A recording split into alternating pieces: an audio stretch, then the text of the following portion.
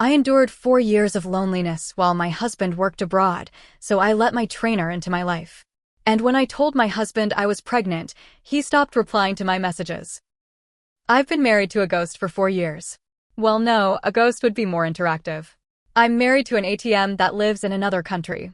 It sounds horrible to say it like that, I know, but after so much time, the truth sticks to your tongue and you no longer have the energy to sweeten it. Alex went to work abroad with the promise of a better future for all of us, for me and for our 2 children. And on paper, he has delivered. Every month, without fail, the money arrives, enough for the house, for the children's schools, so that we lack nothing material. But money doesn't keep you warm at night. Money doesn't ask you how your day was. Money doesn't look you in the eyes and make you feel that you exist beyond being the administrator of his salary and the caregiver of his children. Loneliness became my roommate, a dense and heavy presence, especially at night, when the children were already asleep and the house fell into a silence that hummed in my ears. At first, I tried to fill that silence. I played music, I watched series until late, I called my sister, but everything felt like a patch. The conversations with Alex were the worst reminder of my isolation. They lasted 5 minutes, if I was lucky. How are the kids? Everything's fine at school. Do they need anything? And then the final blow. Okay, I have to hang up. I'm exhausted. We'll talk later. But that later never came. I was just another item on his to-do list. Right between checking emails and preparing for tomorrow's meeting, I began to feel invisible, as if I were slowly fading away. My entire life revolved around the children's schedules, shopping, bills, and waiting for a call that always left me emptier than before. That's when I started going to the gym in the mornings right after dropping the kids off at school. I needed to do something for myself, something that wasn't for the house or for them. I needed to sweat out the frustration, to feel my muscles burn, to remind myself that I was still alive. And that's where I met Roby. He is one of the trainers. At first, it was just cordial greetings. Hey, how was your weekend, while he adjusted a machine? But he looked at me. He really looked at me. Roby was the first person in a long time who asked me, "And how are you?" Not as a formality, but waiting for a real answer. And one day, I just gave it to him. I told him how exhausted I was, how lonely I felt, and he listened. He didn't try to give me solutions. He didn't tell me I had to be strong for my children. He just listened, nodding his head, with a look of understanding that almost made me cry right there next to the rowing machine. We started having coffee sometimes after my routine. They were conversations of half an hour, 40 minutes at most, harmless. They were my oxygen, the only part of my day where I wasn't mom or Alex's wife, I was me. I didn't tell Alex about Roby. What for? What was I going to say? Hi, darling. I've made a friend because our 5-minute calls are killing me inside. He would have worried for no reason, or worse, he would have gotten angry thinking things that weren't true. This was mine. It was my little secret, my way of surviving the life he himself had chosen for us. I didn't ask him to be away for 4 years. I accepted for the good of the family, but no one warned me that the price to pay would be my own sanity. Roby wasn't a threat to my marriage, he was a survival tool. People are very quick to judge. They see you laughing with another man, and they already imagine the worst, without having any idea of the emotional desert that is your life. They don't understand that sometimes a conversation, a simple and plain conversation, can feel like a glass of water after crossing the Sahara. That's what Roby was to me, an oasis. There was nothing wrong with it. I fulfilled my obligations. The house was spotless, the children were cared for and happy, the bills were up to date. Didn't I have the right to have 30 minutes of normalcy for myself, 30 minutes of feeling like a person and not a function? Anyone in my place would have done the same. The coffees became a regular thing. It was the highlight of my day. The anticipation of that conversation helped me get through the chaotic mornings and the afternoons of homework and parks. Roby had a way of talking that fascinated me. He talked about his dreams, the trips he wanted to take, the music he liked, and he asked me about mine. At first, I didn't even know what to answer. My dreams had been packed away in a box along with my university photos, covered in dust. Talking to him was like dusting off parts of me I thought were dead. I remembered that I loved to paint, that before the children I dreamed of having a small studio. Alex never asked about those things. For him, my world began and ended at the door of our house. Little by little the coffees got longer. Sometimes, if the children were having lunch at my mother's house, we would have a quick bite near the gym. And it was during one of those lunches that I felt something change. Roby was telling me about a problem he had with his landlord, and I was giving him my opinion, and he was listening to me. Really, he told me, "Wow, you're very smart." I had never seen it from that angle before. I felt a wave of heat that had nothing to do with the soup. When was the last time Alex had given me a compliment that wasn't related to how well the children were doing or how tidy the house was? I couldn't remember. With Roby, I wasn't just functional, I was interesting. I started to take more care of my appearance, not in an exaggerated way, but I chose the clothes I wore to the gym more carefully. I combed my hair instead of putting it up in a quick bun. I felt flirty and I felt terribly guilty about it for about 5 seconds until I remembered the last call with Alex, in which he had interrupted me in the middle of a sentence to talk to a coworker. Resentment was a very effective antidote to guilt. Alex had chosen his path. He had immersed himself so much in his work that he had forgotten that his wife was a real person, with needs and feelings. I wasn't doing anything wrong, I was just reclaiming some of the attention that was denied to me in my own marriage. People don't understand the difference between physical and emotional loneliness. You can be surrounded by people all day like me with my children and feel like the loneliest person on the planet. My children love me, of course, but you can't talk to a 7-year-old about your fears or your frustrations. My friends had their own lives, their husbands, their jobs. I was on an island and Roby was the first ship that appeared on the horizon. Was I supposed to ignore it out of loyalty to a man who barely remembered the color of my eyes? Loyalty has to be a two-way street. And I felt like I had been driving alone on a one-way road for years. I consciously decided not to tell Alex any of this. It was my way of protecting myself. If I told him, I knew he would turn it into a problem. His solution would have been pragmatic and cold. Well, don't go to the gym so much or find another hobby. He wouldn't have understood that the problem wasn't the gym or Roby. The problem was him. The problem was the chasm that had grown between us. And honestly, I didn't want to give up the only thing that made me feel good. It was a necessary selfishness, an act of self-preservation. I wasn't cheating on Alex, I was saving myself. My life was divided in two. There was mom life, predictable and monotonous, and then there were those little stolen moments of real life with Roby. I began to feel that the first was my obligation and the second was my reward. And every time the scale of guilt threatened to tip, I remembered something Alex had said months ago. I was telling him that our youngest son had said his first full sentence and he, distracted, replied, "Oh, that's great. Hey, did you pay the electricity bill?" That sentence became my justification for everything. He lived in a world of bills and obligations and had dragged me down with him. Roby reminded me that there was another world, one where people laughed and talked about nonsense and felt alive. And I deserved to live in that world too. The point of no return came on a gray and rainy Tuesday. Everything that could go wrong went wrong. The little one woke up with a fever. The older one fell in the school playground and had to get stitches in his knee, and to top it all off, the dishwasher broke, flooding half the kitchen. At 8 o'clock at night, after putting the children to bed, I sat in the middle of the chaos, surrounded by wet towels, and burst into tears. I cried from exhaustion, from frustration, from a loneliness so deep it hurt physically. And at that moment the phone rang. It was Alex. For a second, a stupid part of me thought that maybe the universe was giving me a break, that he had felt my desperation from thousands of miles away. How naive. His call lasted exactly 3 minutes and 14 seconds. I tried to tell him about my day with my voice broken by sobs. His response was, "Ugh, what a bad day. Well, listen, I was calling you quickly to tell you that next month the bonus will be smaller, so you can adjust your expenses." Not an "Are you okay?" Not a "I'm sorry, darling, nothing, just logistics, money, as always." When I hung up, I didn't feel sadness. I felt a cold, white rage. I felt that if I didn't do something, I was going to explode. And, without thinking twice, I wrote to Roby, "I've had the worst day of my life." His response was immediate. "Do you want to talk? Can I come over?" An hour later, he was sitting on my sofa. He had brought a tub of ice cream and 2 spoons. He listened to me rant about everything for an hour without interrupting me, just nodding. When I finished, exhausted, he simply told me, "You don't deserve this. You are an incredible woman and you don't deserve to feel so lonely." And then he touched my face. It was such a simple, tender gesture, but for me it was like being struck by lightning.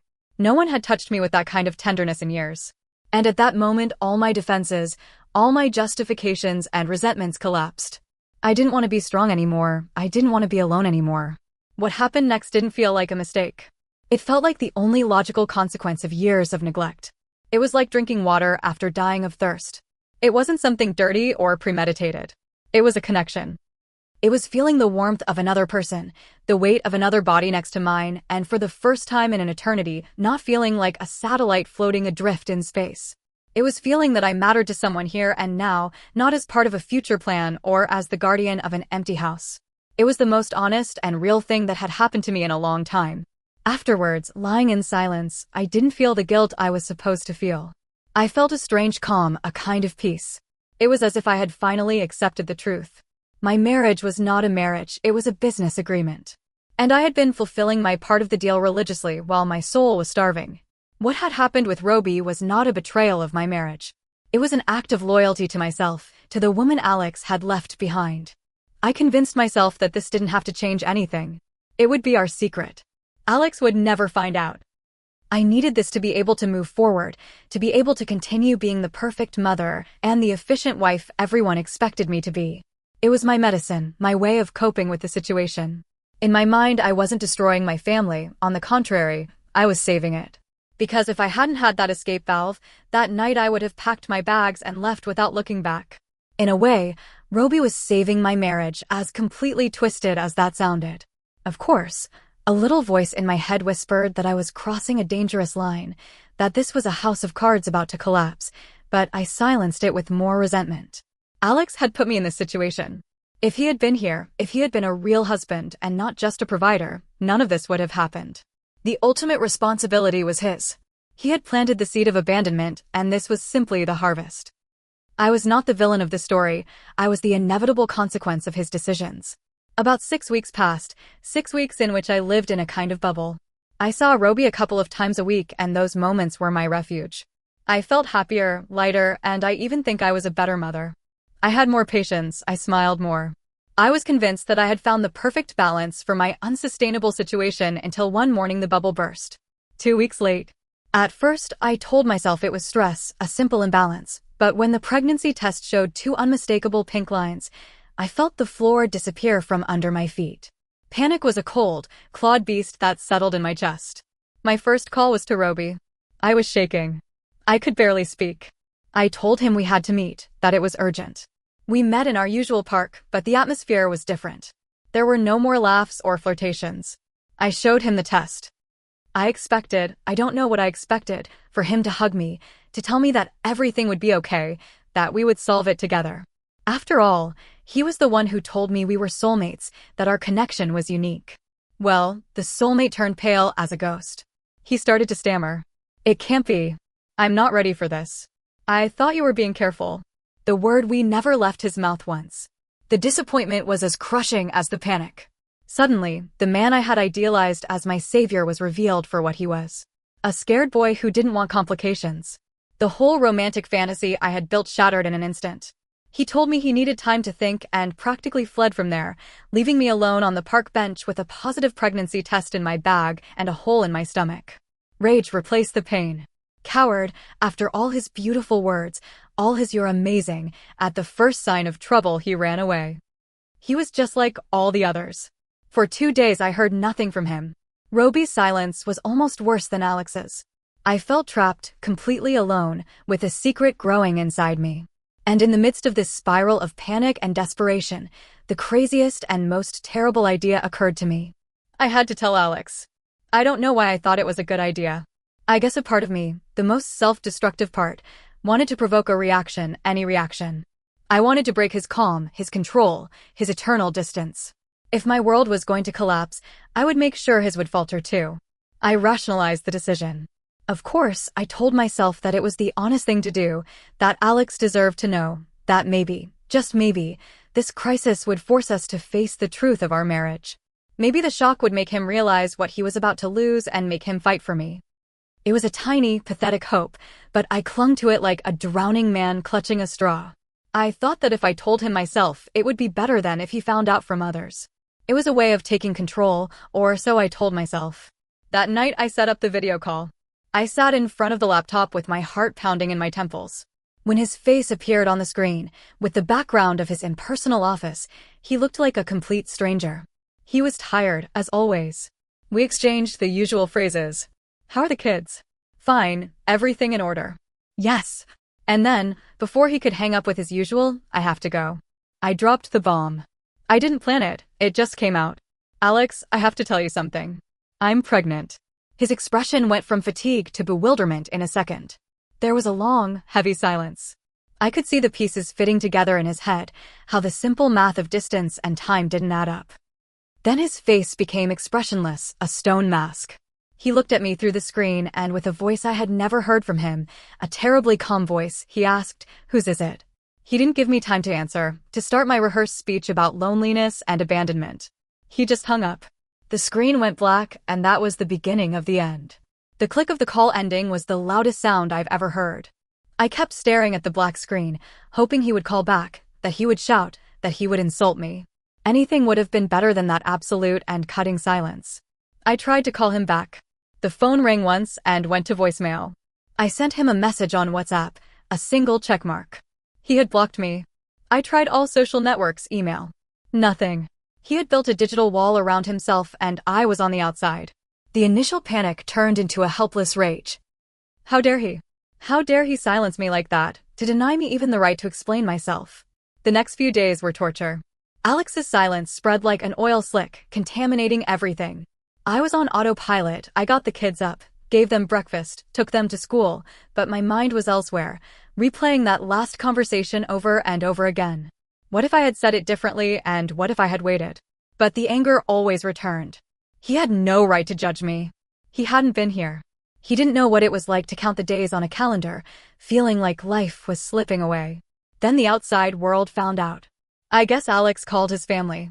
The first torpedo was launched by my mother-in-law. She called me on a Thursday afternoon. Her voice, normally kind, was pure ice.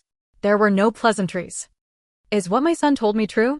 And then came the torrent of accusations, of veiled insults, that I was ungrateful, that how could I do that to a man who was sacrificing himself for us? I tried to defend myself, to stammer my excuses about loneliness. She laughed, a cruel, dry laugh. Loneliness is what my son will feel now raising 2 children alone thanks to you. And she hung up. The next blow came from my own family. My sister called me after talking to Alex's brother.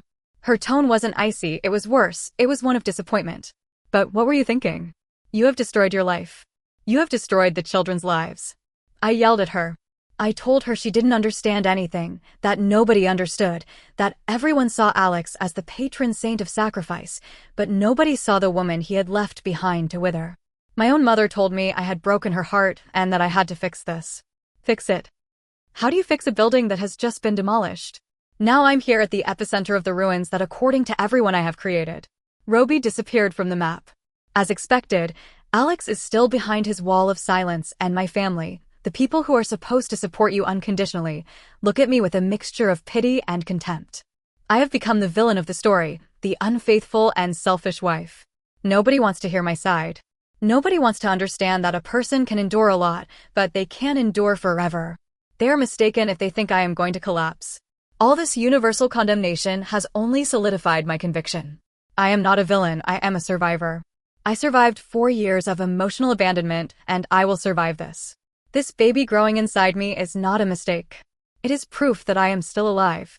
Alex abandoned me long before I sought comfort in other arms. He broke our vows first, the day he decided his work was more important than his wife. What I did was not the cause of the disaster, it was a symptom of a disease that had been eating away at our marriage for years. And if no one else can see it, that's their problem. I know my truth.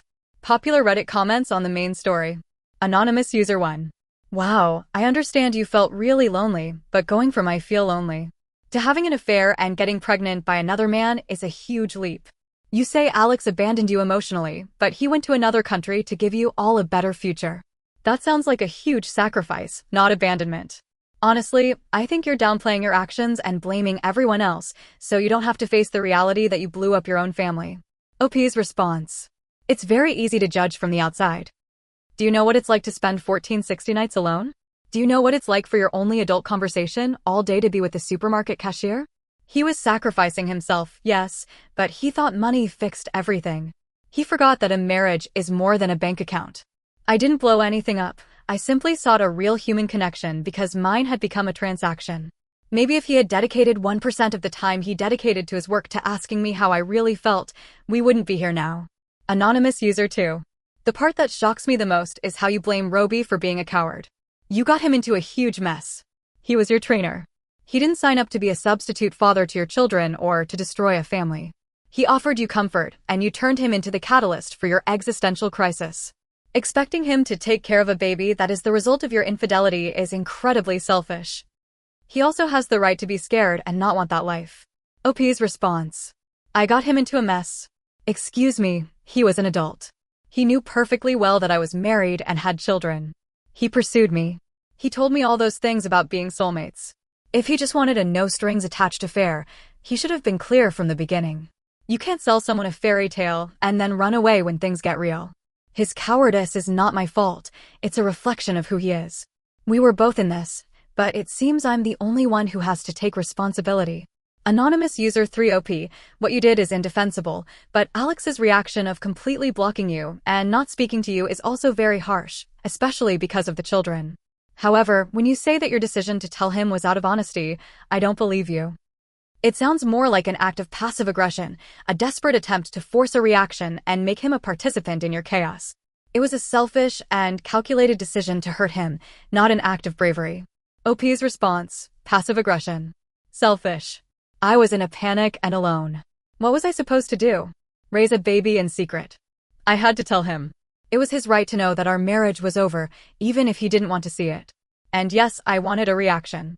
Of course I did. I wanted him to react like a human being, not like a robot. I wanted him to fight, to scream, to feel something. His silence is the real aggression. It's the cruelest form of punishment. I would rather have his screams 1,000 times over than this absolute nothingness. Update 1. A month has passed. A month of total silence from Alex and judgmental looks from everyone around me. I thought things couldn't get worse, but how wrong I was. Yesterday morning, a courier knocked on my door. He handed me a thick envelope with the seal of a law firm I didn't know. My heart began to pound as I opened the envelope. Inside was a stack of cold, impersonal legal documents. They were the divorce papers. Alex had initiated it from abroad. I wasn't surprised. Deep down, I knew this was inevitable, but what I read next left me breathless. It wasn't just a divorce petition, it was a declaration of war. Alex is not only asking for the dissolution of our marriage, but he has requested full and complete custody of our 2 children.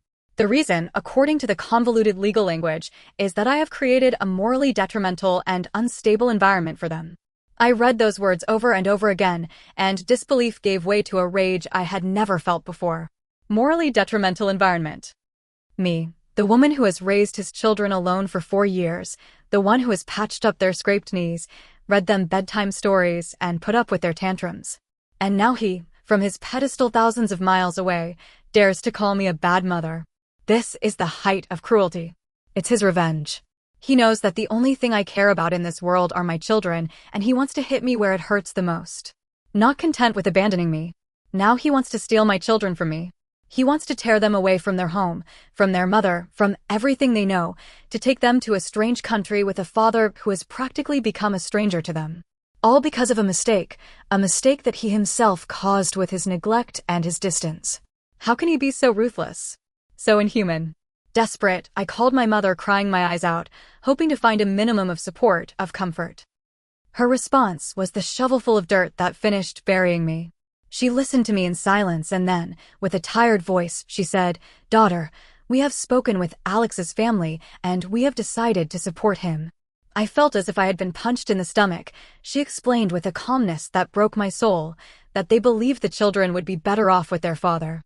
That my brother had offered to take care of them here until Alex could arrange the trip to take them. The betrayal is total, absolute. My own family, my blood, have taken his side, the side of the man who left me alone, who ignored me until I broke. They told me it's what's best for the children, that they need stability. What stability is an absent father who suddenly decides to play full-time dad going to give them? I have been the stability. I have been the rock. I have been both father and mother to them for 4 long years. And now that I make one slip, suddenly I'm not fit. I'm alone, completely alone in this. The whole world has turned against me, painting me as some kind of monster. They have rewritten history to their liking. Alex is now the devoted father, and I am the adulteress, who wants to destroy her children. They don't understand anything. Don't they see that this isn't about the well-being of the children? It's a punishment designed by Alex and executed by our families to make me pay. Well then, let them try. I'm not going to give up. They are my children and nobody, absolutely nobody, is going to take them from me without a fight. Popular Reddit comments on the update. 1. Anonymous user 4. I'm sorry to be so blunt, but what did you expect? You had an affair and got pregnant by another man while your husband was working abroad to support you. He's not overreacting, he's reacting to a fundamental betrayal. The fact that your own family is supporting him should be a gigantic red flag for you. Maybe instead of seeing them all as traitors, you should ask yourself why even the people who love you think he is the more stable option. OP's response. A red flag. The only red flag I see is how everyone forgives a man for systematic emotional abandonment, but crucifies a woman for a mistake born of desperation. My family doesn't support me because they think he is more stable. They turn their backs on me because they are afraid of what people will say, because it's easier to blame me than to admit that our perfect marriage was a sham for years. It's not a matter of logic, it's a matter of cowardice. Anonymous user 5. The phrase, a mistake that he himself caused, chills me to the bone. No one forced you to sleep with another man. No one forced you to get pregnant. Those were your decisions. Blaming your husband for your own actions is the ultimate expression of not taking any responsibility. He didn't cause you to do it. You made a series of decisions that led to this situation. He is simply reacting to them.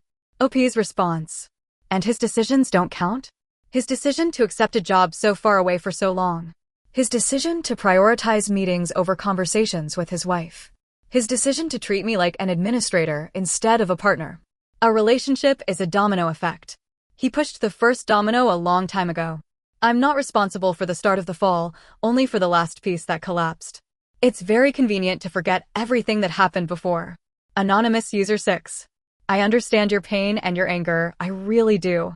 Losing your children is a mother's worst fear, but you have to try to see this from the perspective of a family court judge. What do you think they will see?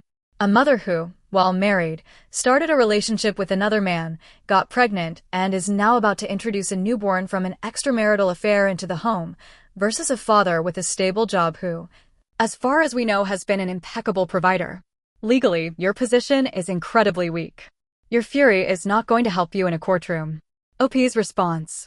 So according to you, I should just give up and hand over my children because a judge is not going to understand my emotional context. Because money and stability on paper are more important than the love of a mother who has been there every single day. This is exactly what I'm talking about. The system is designed to protect men like Alex, the impeccable provider. No one asks if that provider leaves you crying from loneliness night after night. I will fight tooth and nail. And if I lose, it won't be because of my fury, it will be because the world is fundamentally unfair. Final update. I have lost. The battle never even really began. Everything collapsed 2 days ago in the most humiliating and silent way possible. My sister, the only one who still spoke to me, even if it was to lecture me, came to my house. Her face was distraught. Without saying a word, she handed me her phone. On the screen was an email.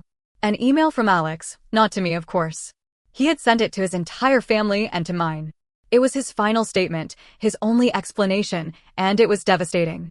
The email began with a simple, I'm sorry you all have to find out everything this way, but I think you deserve the full truth. And then he attached documents, PDFs, scans.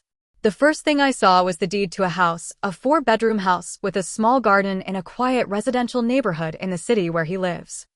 He had bought it 6 months ago in our name. Then there were emails with the director of an international school, one of the best in the area. They were the confirmed enrollments for our 2 children to start in September. There were photos of the bedrooms he had already started to furnish, one with a dinosaur theme and the other with princesses, just as they like them. The last attachment was the confirmation of a plane ticket, a one-way ticket in his name, dated for 3 weeks from now. He was coming back. The plan, as he explained in the email with a detail that turned my stomach, was to arrive, give me the surprise of a lifetime and tell us that we were all moving, that he had finally made it, that the 4 years of strenuous work, the short calls because he was often at his second weekend job to save for the down payment on the house, his supposed distance. It had all been part of a gigantic plan to give us a future we would never have dreamed of here. He was about to cross the finish line, and I had ripped the finish line tape away and set it on fire in front of his face. My sister took the phone from my hands because I wasn't reacting. I sat on the sofa staring at a fixed point on the wall, while the world I had built around myself, my narrative as a victim, my castle of justifications, turned to dust and ashes. Every short call, every "I'm tired," every excuse, everything took on a new and horrible meaning. It wasn't abandonment, it was sacrifice, a sacrifice of a magnitude that I, in my selfishness and self-pity, had been unable to see. I feel empty. There is no anger, no sadness, just an immense void. The lawyer I hired called me yesterday. He told me that, given the new circumstances and the unanimous support of both families for Alex, my chances of getting custody were no. He advised me to reach a settlement, not to fight so as not to make things worse. Make things worse. How ironic. I have accepted. Alex will come in 2 weeks, but not to take his family to a new life. He will come to pick up his children. My brother will take them to his house in a few days to facilitate the transition. I haven't even been able to look them in the eyes since I read that email. How do I explain to them that mom broke their future for a stupid fantasy? How do I explain to them that the father they barely remember was building them a paradise while I was demolishing the foundations of our home? I know what they will say here. That I got what I deserved. That I am the only one to blame. And I suppose that to a large extent it's true, but a part of me, a small and stubborn part, still clings to one last piece of wood in the shipwreck. If he had communicated something to me, if he had made me part of his plan, of his dreams, if he had trusted me, none of this would have happened. His secrecy, his need to do everything himself to arrive like a hero with the surprise. That was the first crack, a crack that I turned into an unbridgeable abyss. I have destroyed my family. I have lost my children, and I am alone waiting for a baby who will be the constant reminder of the worst mistake of my life. I don't know how you move on from this. I guess you just don't. Popular Reddit comments on the final update. Anonymous User 7. This is absolutely heartbreaking. There are no winners here, only an avoidable tragedy. Your last paragraph. You're still trying to blame him, even a little. If he had communicated it to me, OP, he was trying to give you an incredible surprise, an ultimate gesture of love. You've twisted it to fit your need not to be the only villain. You have to accept 100% of the responsibility to be able to start healing for yourself and for the baby on the way. OP's response. Healing is a word that sounds like another language. You're right. I know you're right, but accepting 100% of the blame feels like swallowing poison. It's easier to live with the idea that it was a shared disaster, even if it's a lie. I know it's pathetic, but right now it's all I have. Maybe one day I'll be able to look in the mirror and accept the whole truth. Today is not that day. Anonymous User 8. Honestly, I feel terrible for Alex. Imagine working to the point of exhaustion for 4 years, away from your children, with one goal in mind, to reunite them all in a better life. Imagine the excitement of being about to achieve it, of planning the surprise to receive that news. The devastation must be unimaginable. You have caused an incalculable amount of pain, not only to yourself, but to a man who apparently loved you more than you understood. OP's response. I never doubted that he loved the children. I guess in my head I had separated his love for them from his love for me. I convinced myself that the latter had been extinguished, that only duty remained. Seeing the proof that it wasn't so, that I was also in that future he was building. Yes, that is the most painful part. Realizing that I destroyed someone who in his own way still loved me. Anonymous User 9. Life is not a romantic movie. Real people make terrible mistakes and the consequences are devastating. This is a brutal example of that. I'm not going to judge you anymore. You've had enough. I'll just tell you this. You have a new life on the way. That life is not to blame for any of this. Your only path now is to focus on being the best possible mother for this baby. It will be your penance and perhaps over time your redemption. Not for Alex, not for your children, but for yourself.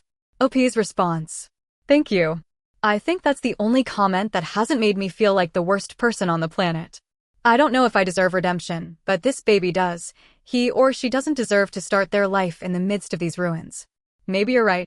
Maybe that's the only way. To stop looking back at everything I've burned and focus on the only future I have left, even if it seems impossible right now.